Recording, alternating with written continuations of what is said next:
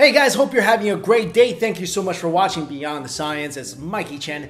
When we think of dinosaurs and humans, we never associate them with each other because they supposedly belong to completely different time periods. Dinosaurs were prehistoric reptiles that appeared during the middle to late Triassic period of the Mesozoic era, which is around 230 million years ago. They were members of a subclass of reptiles that included birds and crocodiles and got their name from the ancient Greek word dinos, meaning terrible, and sauros, which means lizard or reptile. Dinosaurs first sparked people's curiosities in the 1820s when scientists found huge bones of an unknown reptile in the English countryside. Ever since then, dinosaurs have been favorites of children and adults, probably because they're extinct and can no longer eat us. Their sheer size and uniqueness have inspired many documentaries, movies, and stories alike.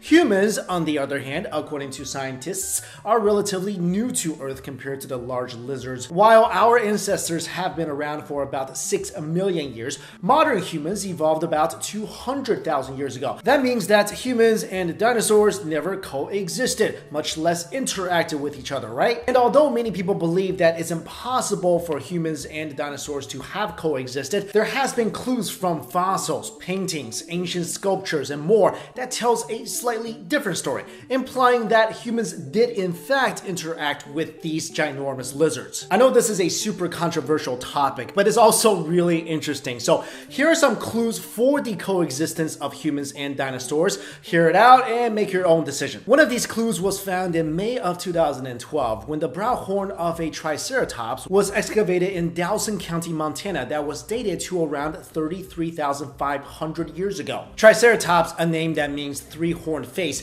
is believed to have first appeared during the Cretaceous period around 68 million years ago and became extinct after around 2 million years. The Triceratops brow horn found in Montana was stored at the Glendive Dinosaur and Fossil Museum, which sent a sample of the outer portion of the horn to the Paleochronology group in order to carry out carbon-14 dating. The head of the Paleochronology group, Hugh Miller, then sent the sample to the University of Georgia for that exact purpose. For those of you who aren't familiar with carbon-14 dating, it's basically the way to find the age of certain artifacts with biological origins up to around 54,000 years old. Carbon-14 was never used to test dinosaur bones in the past because, like I mentioned, it's only reliable up to 55,000 years. But that's only because scientists thought that it was useless to test bones that belonged to creatures that became extinct 65 million years ago. Because of this, methods such as radiometric dating of volcanic layers is typically used to test dinosaur bones, which yielded results that were more based on assumption. It became clear years ago that paleontologists were not just neglecting to test dinosaur bones for C14 content,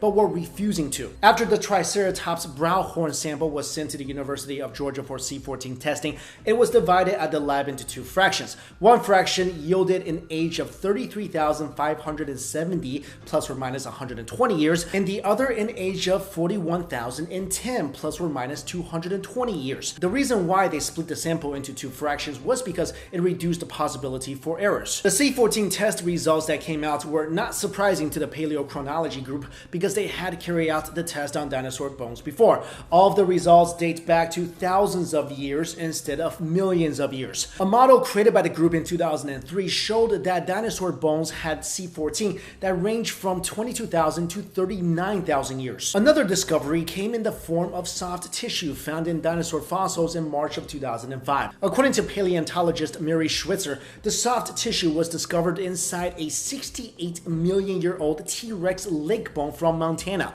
But researchers were able to rehydrate the tissue and prove the existence of blood vessels, blood matrix, and connective tissue. This is really strange because scientists had previously believed that tissue proteins are supposed to degrade in a million years or less, even in the best of conditions, indicating that the bone belonged to a T-Rex that most likely died less than a million years ago. What's more, a small ceratopsian dinosaur that lived approximately 70 million years ago was actually carved by the Hongshan culture, a Neolithic culture in northeastern China. The carving was made out of jade and looks exactly like a Montanoceratops. In addition, Marco Polo also recorded that he saw a 50-foot reptile in 1100 AD with, quote, jaws large enough to swallow a man and a tail so heavy it left a trail in the sand as if a heavy beam had been dragged across. There are many more examples of humans and dinosaurs coexisting, from the Ica stones that were carved around 1500s in Peru that show images of dinosaurs, to the Indian arrowheads found in the late 1800s that were mixed together with iguanodons, duck-billed dinosaurs, ichthyosaurs, and plesiosaurs fossils. So maybe dinosaurs did not die off as early as we had previously thought, or there may have been a few stragglers that made it through the extinction. So now let me defer the question to you guys. Do you believe that humans at one point coexisted with dinosaurs? Do you believe the Flintstones actually happened? Well, not to that extent, right? And if so, how did they not just eat us all? Thank you so much for watching this video. I'll see you later.